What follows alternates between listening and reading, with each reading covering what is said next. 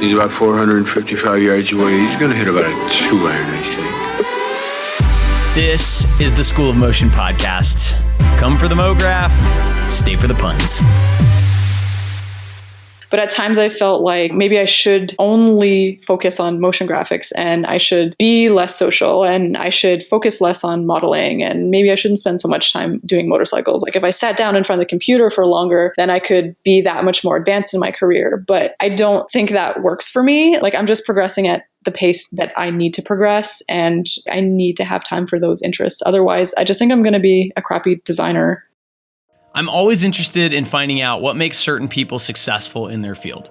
In motion design, you might think that having a single-minded obsession with design and animation is the ticket to MoGraph greatness.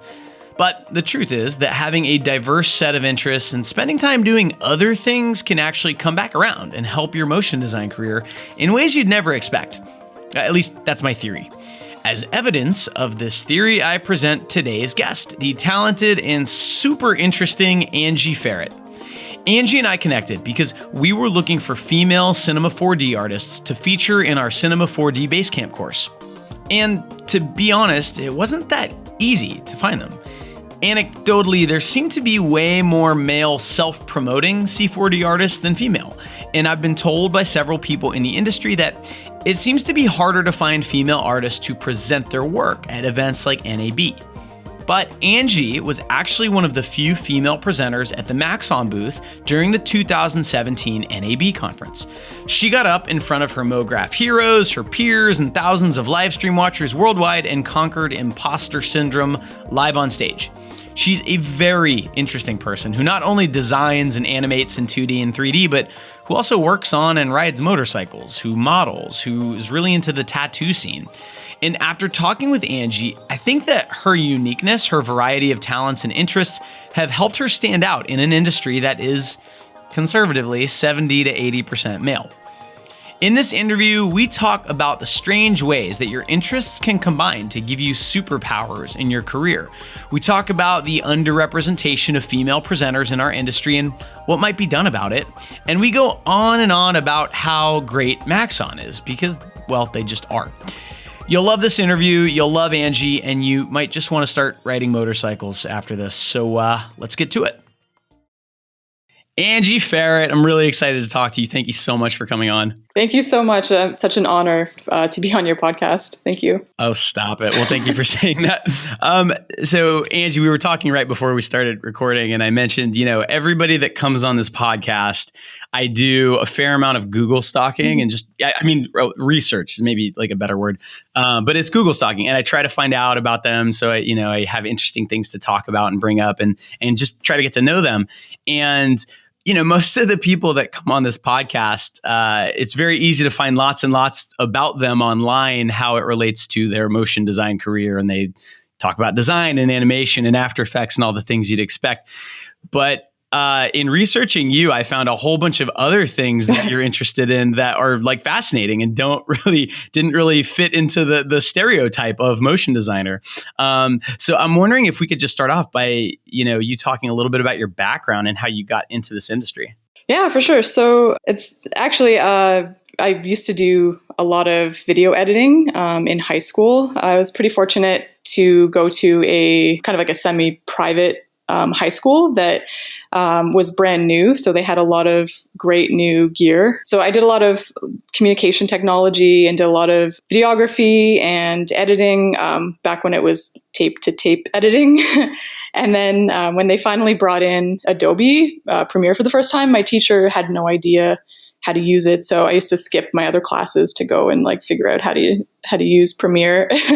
But after high school, then I went to film school for a year and it was a lot of theory and it was just kind of boring to me. So I stopped going there and went to a technical college and did broadcast production. And once I finished that, I took a 1-year post-production course, which kind of we did some Shake, we did some Maya, we learned like basic compositing and animation, just really, really basic. And a component of that was a 1-month internship.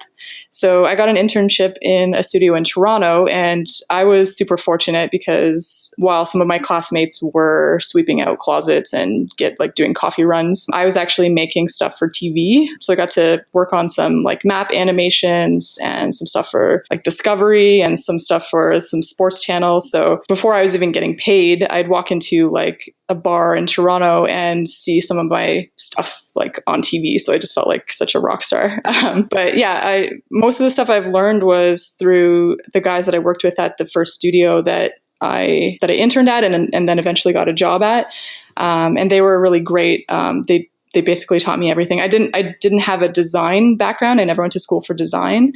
So I kind of like learned design while I was learning to animate. But yeah, they were just great and let me watch them work and ask them as many questions as I needed to just during my first job. It's really funny.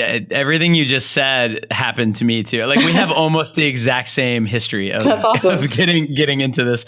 And one of the things that I definitely connected with was I started in a film program and I thought it was boring too. And I'm curious if you could talk about that a little bit. Like what was it about the film program? Like, was it that program or was it like the process of making films in general? What was it that turned you off? It was just, I mean, I think it's still useful to know, like mise en scène and like framing and, Right. How like the history behind filmmaking. And that was all really interesting to me, but I wanted to get my hands on a camera and I wanted to like technically get in there and make something. And I didn't want to direct and I didn't want to produce, but I wanted to like make stuff. I didn't want to sit in a classroom and like analyze every little thing about a film. It's exactly the same reason. I left the film program for that exact reason, because there was so much theory and I knew at the time, like, yes, I get that this is important, but I just want to make stuff. Yeah. And then it's funny. I bet we're pretty close in age too. Like when I went to college, they still had Steenbecks that you would edit 16 millimeter on. And then in the video department, they had Avids. Oh, yeah. And I was like, well, why the hell am I going to like use scissors and tape to edit when there's a computer right there that'll do it? So I switched. So what was sort of like the gateway drug that got you into motion design? So really it was just like kind of having to do it because that was like the job that I got out of college. And I was like, okay, well, I have to do this now. I have to learn it. Just like, sink or swim. Yeah. And I loved it, of course, but it was never, I don't even know if I knew what motion design was. Like when I was going to film school, it just kind of happened. Yeah, I'd never heard the term motion design, frankly, until probably like 3 or 4 years ago. Right. Everybody called it MoGraph. And then before that, you were just an After Effects artist. Yes. You just did After Effects, right? Right. So like on your portfolio site, which we'll link to in the show notes, you have a lot of different types of work on there, not just motion design. There's print work and there's some logo design. This really cool t-shirt design you did. So like which came first? Because you said you don't have a design background, but you've clearly developed some sort of sense of design. Like how do you balance all those things and where do they all come from, these different projects you get to work on? Well, the projects really, a lot of them are referrals. So in Toronto, I had a pretty big network of people, just from people that I met going to meetups or people that I worked with that were friends of friends that are looking for somebody that needed something. And yeah, even though I never really studied design, which is kind of funny because I now teach design. But yeah, I've always been kind of artistic. Like as a kid, I used to win every coloring contest that I entered and stuff. And anytime that I had to do a project in high school, I'd always do a video or something like a painting, or if that allowed it. I don't really know where that came from, to be honest. But well, first of all, what is a coloring contest? I've never heard of a coloring contest. Oh, really? When you're a kid and it's Easter, so there's a picture of a rabbit and you just color it with your Crayola crayons. Oh my gosh, I have to find this. My daughters would absolutely die for that. They color all day long. That's amazing. Yeah. I don't know if they have them anymore. It might have just been a thing in the 80s. Coloring. Yeah. I love it.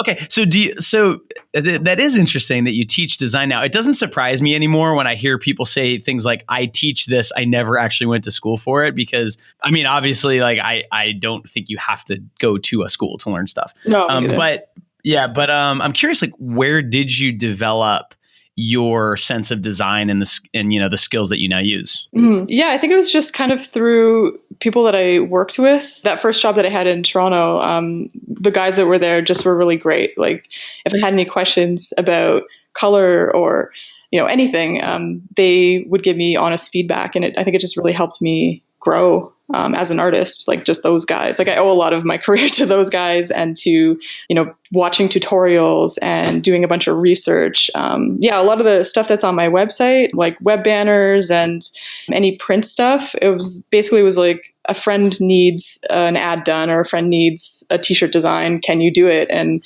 I'm like, yeah, I have no idea how, but let me go do some Googling and figure out how to do that. I had to do some screen printing for a beer company, and had no idea how to do that. So just spent a bunch of time making a bunch of mistakes and then correcting them, and eventually came out pretty good. But yeah, I had no idea how to do that beforehand. Well, I'm going to come back to that in a little bit, because that seems to be a trait that you possess. You're not afraid to say, yeah, I'll do that, even though deep down you're like, I don't know if I'm equipped to do that. I don't know if I'm qualified. But I want to talk about your 3D skills now, and sort of the way that I first heard your name was because you were a presenter at the Maxon booth. I think it was in 2017, so it was in the last year. Yeah. And I mean, you were one of the few female presenters, which was really cool to see. So let's talk about, how did you learn 3D? Like, when did you start learning it, and what was the learning curve like? Well, I had a bit of Maya experience from school, and obviously Maya, this was probably about 9 or 10 years ago, at the time was very vast, and cinema was more for broadcast and motion design. And right. One of the guys at the studio that I worked at was really good. His name's Shadi. He's like one of my mentors. Like, I owe a lot of my career to him. But he was really good. Any of his spare time, he'd just spend playing around in cinema. And anytime like a new grayscale gorilla video would come out, we'd sit in the studio together and watch it and kind of go through the steps together. So we kind of learned together. And as far as the learning curve, I found it pretty easy to get in and make something, and it looked pretty good right off the bat, compared to working in Maya before, which kind of took me longer, just because there's so many more things to actually get in and make something that looks good. Yeah. So you strike me as someone who's not afraid to take on these big technical ordeals. I mean, you kind of have to be like that to get really into 3D. And it's funny because I had the same experience with Maya, where I'm a geek and I'm happy to dive into some super dense program, but Maya there was sort of some level where it became too much, and Maya breached that, and cinema didn't. And that's why I gravitated towards cinema. And I'm curious, now, was there anything else besides the complexity of it? For me, cinema was it just made sense, the way it works. It's kind of elegant. But I'm always curious to hear why people like cinema so much, because it's clearly it's the default thing you use now if you're a motion designer. No one uses Maya in motion design. Well, it's funny because I actually had an interview with a guy from Maya because he knows that I'm a cinema user, and was trying to get people back onto Maya because he noticed everyone was on the cinema. And I gave him a bunch of ideas. And I think the biggest thing for me anyway is just how vast and supportive the community is, and how much information there is out there, and how willing everybody is to help you develop your skills. And nobody's holding any of their information close to them and clutching onto it. And they just want to share. If people know you're using cinema and they know something about cinema, they want to help you. They want to share their knowledge with you so that you get better. And it's just a community. There's just so much information out there to learn, and everyone wants to help you. And I think that's really one of the biggest reasons why.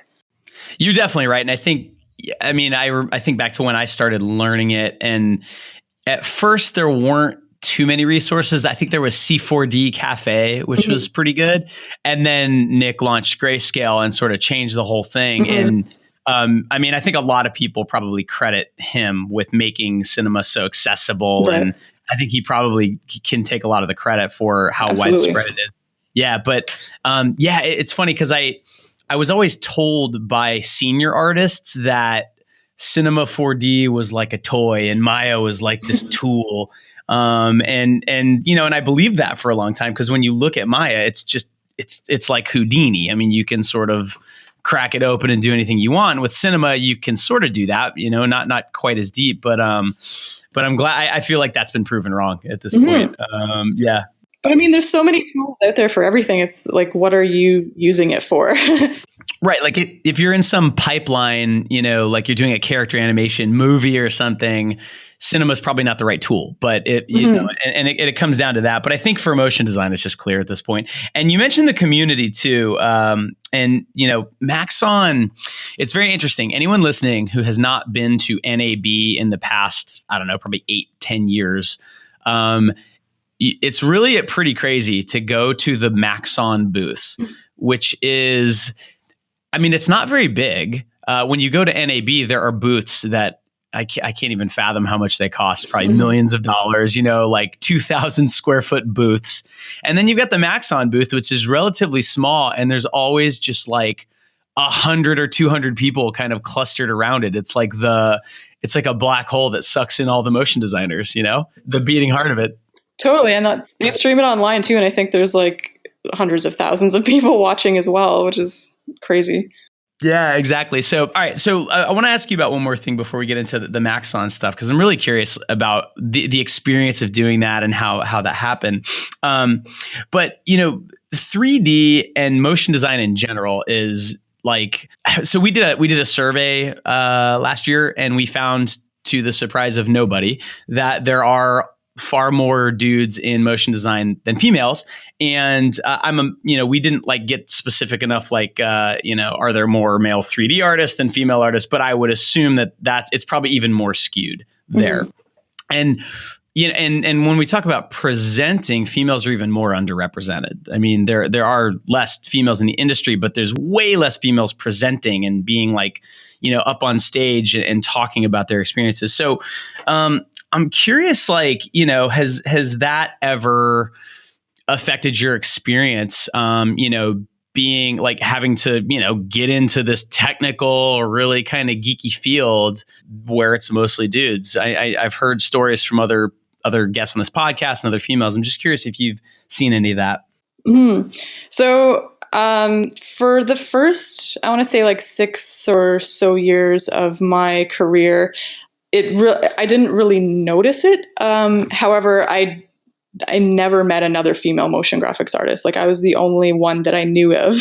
And everyone treated me fairly well. All the guys that I worked with at the first studio, there were times that they asked my opinion on certain things to see if, what they might be from a female perspective, which was nice, that they were considering what other females would want to see, or if it was too sexy or something. But it wasn't until recently that I've actually had a couple of incidents that were surprising to me and kind of stifling in a way as well. There was a couple studios that I worked at that were kind of old school marketing and run by kind of, old white guys, and right. Where I was paid less money for doing a job where I was 5 years more technically advanced than some of the male colleagues who were getting paid more than me and technically less skilled, which, I don't know, it just left me feeling kind of bitter and also just confused. And also, yeah, there's been times where I've been touched inappropriately or has said things inappropriate. Yeah, I'm sure every woman has a story like this, and it's not okay. But I just think it's kind of, those things are similar in most industries, but in tech, there's not a whole lot of women. And I think it is changing. I think that men are used to seeing more women now in the tech industry than they were about 10 years ago when I started. So most places that I walk into, nobody's surprised, where I think at first people were surprised to see a female in the industry. I think that maybe some of those things, with the Me Too movement that are going on, and also you sent out a newsletter about a month or two ago, Erica McKinnon wrote a great letter. I related to a lot of those things, and I think a lot of females do. So it might be the fact that it's still heavily populated, I guess, that maybe intimidates girls a bit, or maybe it's that they're afraid of being ridiculed. I've also read some studies that say that men tend to oversell their skills. Like if they don't, kind of like me in a way, like I'll say yes to something that I'm not sure that I can do, where women tend to only say yes if they know that they can do it. I don't know if that's completely accurate. It's just the things that I've read and also kind of experienced as well.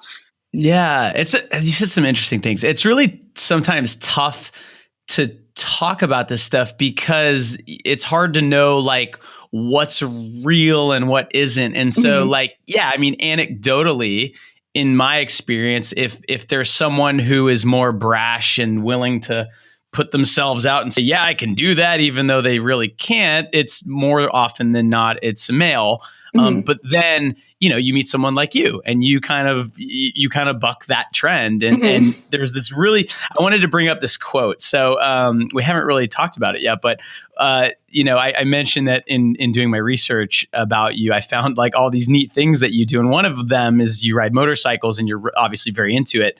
And you were, I'd have to look the blog post up, but you were like female motorcycle rider of the month or something like that on a blog. And they interviewed you. And you had this answer to a question that I thought was really interesting. So I'll read it. You said, I really try to challenge gender roles. I tend to gravitate more towards, quote, masculine interests. This gets pointed out a lot in most areas of my life. It is, however, a bit conflicting for me. Sometimes I find it frustrating that I get the whole good for you when people find out that I ride. Not that they're meaning to be condescending in any way. I guess I'm just surprised that it even has to be noted when a female rides a motorcycle. I'm curious, like, do you feel that way about, your role as like a female motion designer, sometimes, 3D artist, getting into the weeds technically in this industry? Do you ever feel like people are sort of like, oh, well, that's pretty good for a girl, Angie? Yeah, for sure. When I was studying television production, people used to ask me like seriously every time I told them what I did, if I was going to be the weather girl. And initially I was like, oh my God. Why? Like, why do I have to be the weather girl? Can't I do technical stuff as well? But then like also kind of flattered at the same time, like conflicting. But yeah, and I've also had a boss point out to me that I was the first female that he's ever hired in the graphics department, and that he also almost didn't hire me because of my tattoos. And that was just a whole bunch of weirdness. Wait, why? What would the tattoos have to do with anything? He was just judging me, I guess, based on some prejudice that he had. Right. People with tattoos. That's almost like a generational thing. Like, oh, tattoos mean you can't be taken seriously or something. Yeah, totally. And well, like with my modeling and with tattoos and stuff, I used to actually have a completely separate alias. I had like another name that I used to model under. Like not 3D model, I mean like actually modeling. Yeah, I'm glad you clarified that. Yeah, like being a model. Because I was afraid, like I wanted to keep both of those identities separately. And I had friends who said, oh, in your reel, you should like walk out and like do something sexy. And I'm like, no, I want people to know me for my work. I don't want people to see me and judge me and hire me because they think I'm hot, or not hire me because they think I'm hot, or whatever prejudice they have. So at first I really, really kept those two things separately. But then over time, as people got to know me, like relationships is big for me. So clients that I have, like I tend to know them and be friends with them. So they knew that I model and stuff anyway. So then eventually it's just like, whatever, this is who I am and people can accept me or not accept me. Sorry, I kind of got off track there from your question. Well, when you were telling this story, I was trying to think like, okay, well, what if, this may surprise you, but I've never been asked to model, Angie. That might be, maybe that'll be my next thing. But I was trying to think like, if there was a male model who also like, modeled and did motion design, would that person feel the need to have like an alias so that when clients Google them, they don't come up with, a bunch of like professional modeling shots. And I don't really know. Do you think that the modeling thing, because there's a bunch of different ways that like, I guess that could be interpreted. Like, what do you think? What was your fear that like they would see your modeling pictures and think, oh, she's a model, she can't be intelligent also, like something like that? Yeah, I wanted to be taken seriously for my technical skills and not either be not hired for a job because someone thinks I'm just a flaky girl, or hire me and try to hit on me. Like that was also a fear of mine.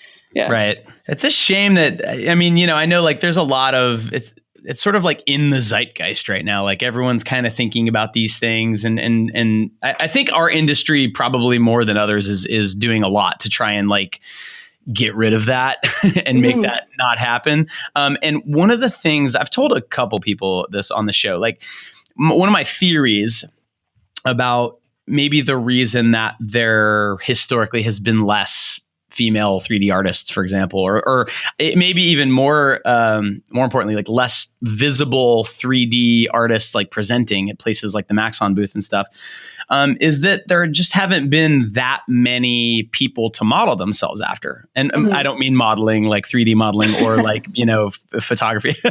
There's 3 kinds of modeling in this episode. Yeah. But you know what I'm saying? Like a role model. Yes, for sure. And so, it's really cool to see artists like you. Michelle Willette is another one, Erica Gorochow, Lillian Darmono, like really just like brilliant, talented, successful artists that are not afraid to get out there and be vocal. And I think that, my hope is that sort of proves to the up and coming artists, the next generation under us, that like, it's totally okay to promote yourself and to get out there. So let's talk about this interesting opportunity that popped up for you last year, where you actually got to be at the epicenter of the world of motion design at NAB, which is the Maxon booth. So how did you get the opportunity to present at that booth? Well, it's kind of interesting. So I was living in Toronto at the time. Well, not at that time, but about a year and a half before that. And I got an email about the Cinema 4D roadshow that was going to be in Vancouver, which is now where I live. And so and it wasn't coming to Toronto. So I was like, oh, I'm going to take a trip to Vancouver and go check out the roadshow. So I did. And I saw Robin. She was presenting there. And that was the first female I actually ever saw doing or working with Cinema 4D. So I was like blown away by that. And afterwards, I started talking to Matthias and just kind of talking to some other artists that were there. And he had mentioned that he's always looking for female artists to present and asked me if I'd ever want to present. And I said yes. And then some time went by, probably about a year, and he finally contacted me and asked me if I wanted to present. And of course I said yes. And I was terrified and had to get a presentation together and everything. But it was basically just kind of a fluke again, just like networking and talking to people and, making relationships with people. And because he's always looking for females, and it's really hard to find females. So I was just really fortunate. So how did it feel? You mentioned earlier that, every new Grayscale Gorilla tutorial, you and your coworkers would sit around and watch it. And I'm sure, like the same way I did the first time I met Nick Campbell at NAB. I was like, oh, it's Nick. Oh my God. Like how did it feel to be sort of on the same stage as people like that sort of helped you get into Cinema 4D? It was terrifying at first, for sure. Yeah. So when I first got to Vegas and NAB, and all of the artists sat down for dinner the first night, I was like, I cannot believe I'm sitting here. Like this just doesn't feel right. But they're all so nice and so welcoming, and like nobody there is judging you because, you know, you're not super technically inclined or you don't know like every button. They're just like, wow, they're like super stoked that you're there with them and you're also an artist and you have the same interests and they want to help you. But it was, I actually introduced all of the artists as well as presenting, and kind of like helped out with the booth and stuff as well. But the first couple of days of presenting, I was so nervous. I forgot a couple of the guys' names when I was introducing them. It was super embarrassing. But I've done that before. I've been the MC before, and it is terrifying. Especially, I'm like, oh my gosh, I have to introduce Nick Campbell now. Are you kidding me? Oh my God, I know. Oh, it's Nick Campbell. Oh, so I actually watched your presentation. Mm-hmm. I did my homework and I watched it, and I got to tell you, you did not seem nervous. Sometimes you can tell when people are nervous, but I'm sure you were nervous, but you covered it up. So I'm curious, like, where does that come from? The ability to be really nervous, but hide it. Well, yeah, I was so nervous. I'm glad that it didn't come across. I actually haven't been able to watch my own presentation back because I know I messed a couple things up and I don't want to see them. But yeah, I think I just really, really prepared. I practiced my presentation 50 times. And yeah, I kind of have a bit of a performer in me. That's, I think, one of the reasons why I model and a reason why I teach as well. But yeah, I think modeling has helped me. I started modeling when I was about 20 to actually get over some crippling shyness that I had. That was kind of like my tool to get out of my shell. So that helped me a lot. How much modeling versus motion design do you do? Are you doing a lot of both, or is one sort of more common? Motion design's always been first and foremost. Modeling was kind of just in my spare time at first, and then it kind of picked up a lot, but it was still only maybe 1 or 2 days a week. And now I actually haven't done a whole lot since moving to Vancouver. It's just a different industry here. Toronto has a big alternative industry and indie fashion design industry, and Vancouver doesn't have a lot. So I've only done a handful of shoots since I've been out here. I also, I don't know if it's evident, have a bit of a problem focusing on one thing. I like to be doing a whole lot of things. And this year I actually have decided that I'm going to really try to focus on teaching and try to focus on doing motion, and kind of, if modeling things come up, I'll do them, but I'm not seeking them out as much right now. I love it. I really think that, doing modeling, I've never done modeling, so I don't really know what it's like, but I've played in bands. I've gotten on stage and been afraid and done it anyway. And I've gotten up and given speeches, and well, actually, first of all, correct me if I'm wrong. I'm assuming that the first few times you do a modeling gig, and I don't know how many people are around, if there's a dozen people, but they're all staring at you and waiting for you to look the right way. That must be pretty nerve-wracking, right? Yeah. And I'm assuming that is it kind of is it performing? What do you do when you're modeling? Oh yeah, it's totally performing. People are constantly, touching your face and touching your hair and putting clothes on you, and you're everyone's looking at you. Though everyone's super nice, a common thread with all of my interests is always the community and always the relationships that I make from the things that I do. But yeah, people are there to help you and support you. And I mean, if you don't feel like being a comedian, in between shots or whatever, you don't have to. You can just stand there. No one's going to judge you. But yeah, I would take an interest in everything and ask people about, ask the photographers about their careers and ask the makeup artists about their careers, and just genuinely take an interest in them. When you started modeling, did you have imposter syndrome? Because in your Maxon presentation, I think one of the first things you said was that you sort of felt like an imposter being up there with the Grayscale Gorilla team and all the other artists. And I'm just curious, did you have to deal with imposter syndrome in modeling too? Oh, absolutely. Yeah. It was, I don't know. I don't think anyone maybe some people do think that they're like the most beautiful person. And again, is like one of the reasons why I got into modeling was to overcome a lot of things. And yeah, I felt kind of like a fraud at first. And I didn't know how to move my body, and I didn't know what angles were right. A lot of times things that you do with your body that feel weird actually look really good in a photo. So it was just kind of learning that. And everyone that I worked with was super nice. So they give you a lot of pointers. They're like, oh, do this, do that, but don't ever make you do anything that you're not comfortable with, which is great. So yeah, after just doing it a couple times and knowing that people are people and that people are going to support you regardless of if you mess something up or if something looks stupid, they're not going to print it, obviously. So knowing that kind of really put my mind at ease.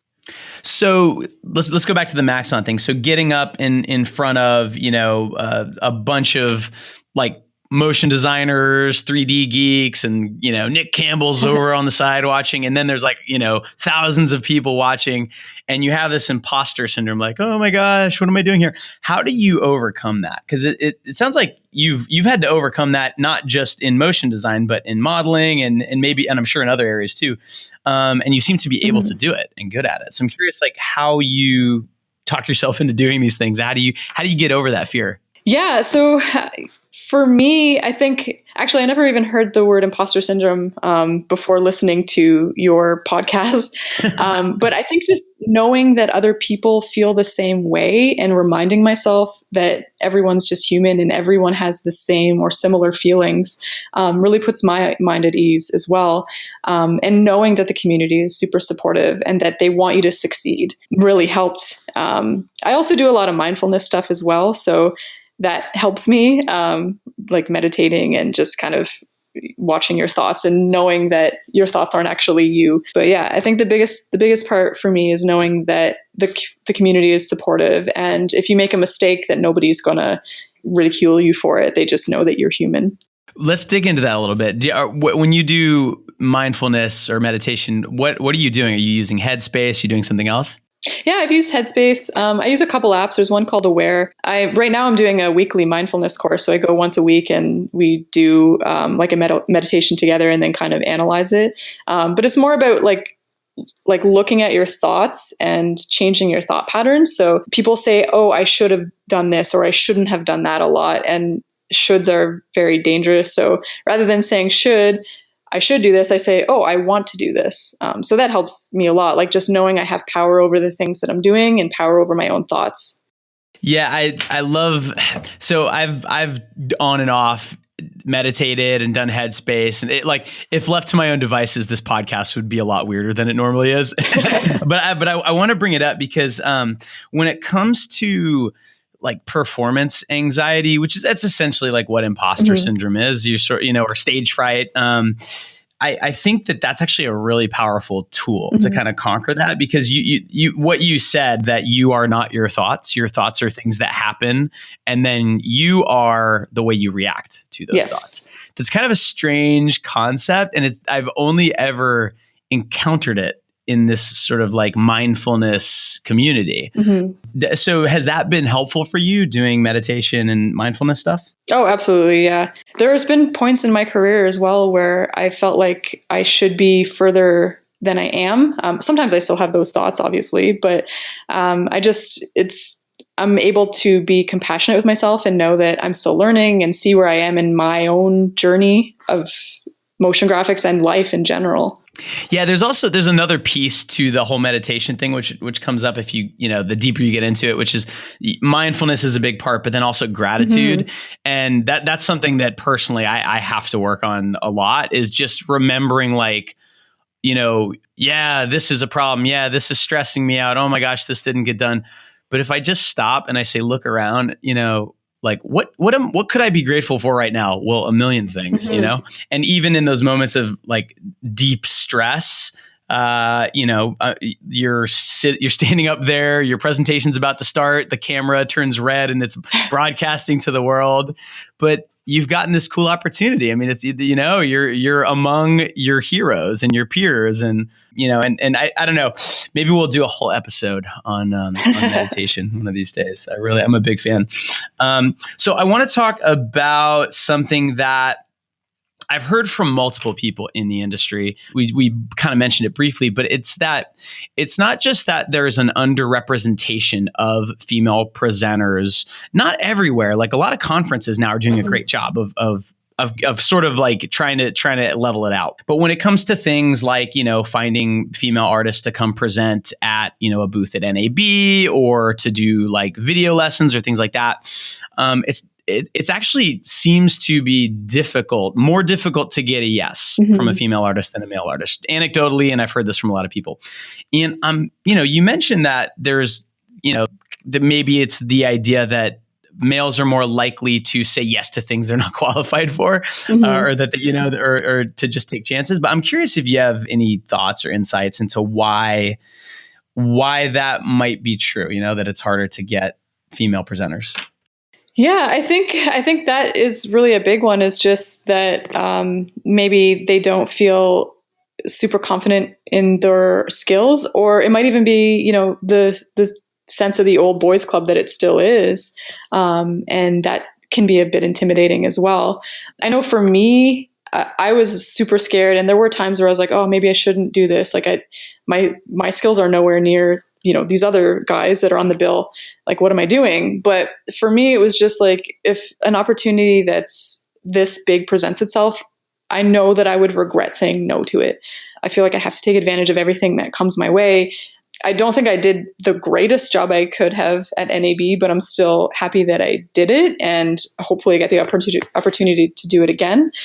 I'm not sure. You know what? I might actually ask a lot of my female friends that that work with cinema and see if they would actually do it. And if not, like, dive into why they would say no. But yeah, I don't know. Yeah. I mean, I'd love to hear like as many answers to that question as possible. I mean, I suspect there's like a million reasons. And so I get the impression, Angie, that you are probably a little more, I don't know what the word is. Like, I don't know if ambitious is the right word, but like you're just more willing to take a risk maybe than the average person, to say yes to things that are really scary and to get up in front of a crowd where you could fall flat on your face and Cinema 4D could crash and you could forget Nick Campbell's name or something like that, but you've got a quality about you for one reason or another that lets you push through that.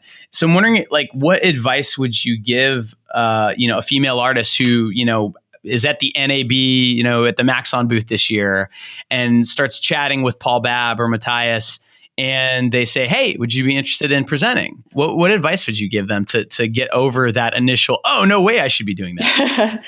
I think just to remember that everyone is on their own journey, and that those guys are going to embrace you no matter what stage you're at. If you're a beginner, if you're advanced, they're gonna love you and they're gonna help you grow. And even if you screw something up or you make a mistake, it's just gonna really be a learning tool for learning for you, rather than something you're gonna look back on and say, oh, I really, screwed that up. It's just gonna make you grow in so many ways, like relationship wise and internally and as an artist, that, yeah, you just gotta like power through and get through those nerves and get into a headspace where you're just in your work and sharing your knowledge with other people. Yeah, meditate, maybe some Kava, Yeah. and get over it. Yeah, and I'll say too, I've spent a little bit of time with Matthias, and I've talked to Paul Babb a couple of times, and Maxon is a pretty special company. Like it is not, I mean, it's probably mostly dudes, but it's not a boys club at all. Like it really is not. No, I didn't get that sense at all. No, from none of those guys. They're all just, they don't even see gender or race or anything. They just see 3D artists. Yeah, exactly. And that's the way it should be. All right. So I want to dig into this idea that I've kind of latched onto in the last couple of years that I think you're a good example of. So I stole this idea from Scott Adams, who's the creator of Dilbert. And I don't know why he should be the guy that came up with this, but there's this idea of a talent stack where like you can be successful in a field by being really, really good at one thing, but it's actually easier and more likely if you are pretty good at like 5 things. And, so like I always use the example, I'm not a good designer. Like I'm an okay designer. I'm a pretty good animator. I also am a musician. I've played drums. I'm a good musician, I think. And I also used to do voiceovers. Oh, wow. And there's all these weird things about me that like somehow adds up to like, hey, I'm good at making tutorials, right? Like who would have thought, and I did, none of that was on purpose, but by pursuing all these different interests, it sort of turns into this skill that, and you've got this really interesting sort of list of things, right? You're a designer, you're an animator, you're into 3D, you ride motorcycles. And in the interview, you even said that you would like to build your own motorcycle one day. And you model and you're into tattoos. So like, I'm curious if, have you seen any weird ways where your outside interests that have nothing to do with motion design on the surface have ended up being really useful? Yeah, for sure. It is funny because I never, like you said, all of my interests, I never really thought about them like equating to something bigger. I always just saw them as like individual interests. But yeah, I think that, a lot of those interests and hobbies that I have, I've made a lot of great relationships from. So even just from working with people with tattoos or knowing people with tattoos in the tattoo community or riding motorcycles, like I've gotten actual jobs from people that have similar interests as well. But also like motorcycling is meditative for me. So when I'm sitting in front of a computer for 8 or 10 hours, going out for a ride, I can come back and like see something completely differently than I did before. And I used to like teach fitness as well, which I think also kind of helps me with teaching now and maybe even my public speaking. And teaching really helps me like be a better designer. Like I feel like since I've been teaching, I've learned so much more and so many ways of doing things and seeing things than I had ever before. That's interesting that you brought up the motorcycle being kind of your meditative time, because I think that's something I never would have thought of, like, and that's really important. If you are a motion designer, chances are you sit in front of a computer for, 6 to 8 hours a day, and that's not very good for you. And it's funny because when I used to run a studio and I was like stuck on a project or I was stuck creatively or I couldn't figure something out in After Effects, I would usually come up with the answer by running. Like I'm a pretty serious runner, but I never thought of running as an asset to my motion design career. But I guess in a weird way, that kind of was. And it sounds like motorcycling. I was sort of assuming like if you're like, do you like fix motorcycles? Like, do you, sort of like get in there with a wrench and like take the thing apart and do all that too? Yeah, for sure. Yeah, definitely. I thought that maybe that would like translate somehow into, to do that, you have to be very detail focused and keep the whole in your head while the parts are scattered in front of you, which frankly, it's like kind of similar. Like if you're doing a really deep Cinema 4D project, sometimes it feels like that. Right. Yeah, you're very right. I never actually connected that, but I totally agree with you. Yeah, I love that. I love taking my motorcycle apart or fixing things. And I always feel like a sense of such accomplishment when I figure something out, like figure out something that's wrong with it and it actually works after. I'm actually building a computer right now, which I've never done before either. So it's kind of similar. I have to like go and watch some tutorials and figure out how to do it and see if it'll actually work at the end. Yeah. I mean, this is just my theory. Like, that like what I try to do sometimes when I see someone like you that's had success in these different fields, I try to sort of reverse engineer it. I always like with these episodes, when I interview people, I always, in the back of my mind, I'm trying to figure out how there can be a takeaway that's useful for someone who, takes an hour of their time, or hopefully they know that they can speed up the podcast. There's like a little button, you can play it double speed. But like, they're listening to us talk for an hour and I'm like, I hope they get something really useful out of this. And hearing your story and seeing what you've been able to do, to me, it seems like you're like these different things that, are not obviously connected, actually kind of combined to give you some superpowers. And there's kind of this idea of like, it's kind of a platitude, like if you want to be a good designer, lead an interesting life, and it's kind of easy to say that. And I think when people hear that, they think, oh, that means I should like go travel. So I've seen neat things that I can reference when I design stuff. But I think it actually works better to be like, no, go learn to like ride a horse or something. You have no idea that will somehow make you a better motion designer. Yeah. I don't know. I'm just rambling. Does this sound like accurate at all? Or is this crazy talk? No, I totally agree. Even with modeling, I feel like that helped me be a better like photo editor and how to color correct things better, and like to know framing better and know like see angles and shapes differently as well. But yeah, I totally agree. Like everything definitely adds up to what I am. That's awesome. So I think I mentioned it earlier, like, in terms of guests on this podcast, doing my research / Google stalking on you was like by far the most interesting because you just got a lot of neat, unique things. And I'm just curious, like, have you ever felt pressure like, oh, but like I look at these motion designers and they they all kind of are like similar and I'm way different. I have these totally different interests. Did that ever enter into your mind, or have you always just sort of been like, nah, I'm just going to do my thing and hope it works out? Yeah, no, I definitely have compared myself to people and do compare myself to people. I know the way that I conduct myself on social media. I also actually used to teach social media, and I'm doing the completely wrong things. Like most people have a motion graphics page and they only post their MoGraph work. But I try doing that and it just doesn't work for me. Like I need to be who I am and I need to show all of who I am. Also, looking at other people's work, I feel like those people are very hyper focused and it might just be the way that they're conducting themselves. But at times I felt like, damn, like, maybe I should only focus on motion graphics and I should be less social and I should focus less on modeling and maybe I shouldn't spend so much time doing motorcycles. Like if I sat down in front of the computer for longer, then I could be that much more advanced in my career. But I don't think that works for me. Like I'm just progressing at the pace that I need to progress. And even though I'm focusing a bit more this year, I still I need to have time for those interests. Otherwise, I just think I'm going to be a crappy designer or I'm not going to enjoy it. And that's going to show in my work. I think you're probably right. And so I had a question I wrote down that was initially it was intended to be kind of snarky, which was like I went to your website and I looked at your demo reel and it's 4 years old. And I was going to be like, come on, Angie, why is it 4 years old? So, well, I'll just leave it there. Let me ask you, why has your demo reel not been updated in 4 years? Well, I think that maybe I have an old one linked on my website, but I do have one that I cut before I went to NAB and I only updated it because I was like, I can't go to NAB with a 4 or a 3-year-old reel.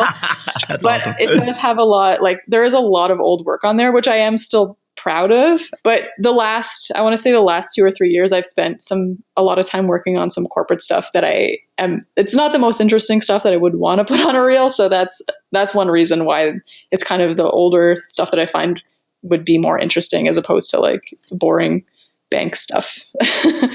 Do you, so when you have, time where you could be working on your demo reel, see, I've run into this too, in the past where I have time that I could be spending on my demo reel, which I should be doing because that's what you do when you're a motion designer. You're always working on your reel and you're always doing spec projects and personal projects. But I'd actually rather go, run 10 miles or go play drums for an hour, whatever. And I always try to tell people that focusing too much on motion design can actually be kind of bad for your health. Yeah. And I think, it seems from the outside, I don't know, maybe secretly you really spend all day thinking about motion design, but it seems like you've a pretty balanced outlook. And I'm just curious, where does motion design fit for you in your life? Is it the most important thing and that's all you think about? Or is it no, it's kind of in the middle. You got modeling, which is cool. You got motorcycles, which are awesome. Maybe you've got family, stuff like that. Well, there was a time before I left Toronto, actually, where I was not balanced. I was doing everything to the extreme. And I was working like 18 hours a day doing motion graphics. And then I would book a shoot on the weekends, and I worked at a motorcycle shop on Saturdays. And I was really into fitness at the time. And it was just, I was burning out. So now I actually, like, I do motion graphics, for a normal amount of time during the day, like 8 hours or sometimes 10 hours, sometimes less, sometimes 2 or 3. And then I really make it a priority to work on myself as well, to meditate, and to, like, fitness is very important to me, and to see friends, because I was finding when I was focusing too much on my hobbies and on MoGraph that I wasn't nurturing my relationships. So now, it's just sometimes obviously I have to work more than others, but I try to keep it balanced. Otherwise I just burn out and I'm not happy. And like, if you're not happy, what's the point in doing anything? That's really good advice. I mean, for everyone listening, if you follow, I don't know, if you're like active on social media, and you follow, like, there's a lot of people in motion design that they talk kind of like, wake up, MoGraph, sleep, repeat, and it may seem like that's what it takes to, from the outside to be really successful, but I can tell you that, like, Angie's a great example. I mean, Sander Van Dijk is another one who, like, has crazy interests completely outside the realm of motion design that augment his genius ability to use After Effects the way he does. Mm-hmm. And so I think we have our takeaway here, Angie, which is, be interesting, like, and follow your interests, because even though it may not be obvious, the modeling gig that you get offered, hopefully I'll get offered one. And I'm kind of curious now. I kind of want someone. I'll refer you. Yeah, I kind of want people touching my face, and but yeah, like, you never know, because that's going to help you get over your shyness, which is then one day going to lead to you saying yes to a gig presenting for Maxon at NAB, exactly. Right? Yep. Awesome. Well, Angie, thank you so much for, having this conversation. You're super interesting. And I really hope to see you presenting more at Maxon, and in the future. I think I think you actually are probably a role model at this point, like you're someone, like, who doesn't fit the, the mental model of what a 3D artist typically looks like and acts like. And I think that's awesome. So thank you. Well, thank you. I'm really glad to hear that and kind of surprised, but thank you. I want to thank Angie for coming on and sharing her experience with everyone. Make sure you check out her work at angieferet.com. We tend not to make a lot of noise about this at School of Motion, but we really do want to see an industry where it just doesn't matter if you're male, female, white, black, blue, purple. And personally, I think that having more female role models out there like Angie is kind of a no-brainer way to help the next generation of motion designers see that this is not a one-size-fits-all industry, and that having your own unique story is really a good thing. If you dug this episode, would you mind taking 2 seconds and giving a review, maybe 5 stars on iTunes? It really helps us spread the word about the podcast, and we'll owe you a beer or a Kava, if that's your thing. That's it for now. Thank you so much for listening, and I'll see you next time.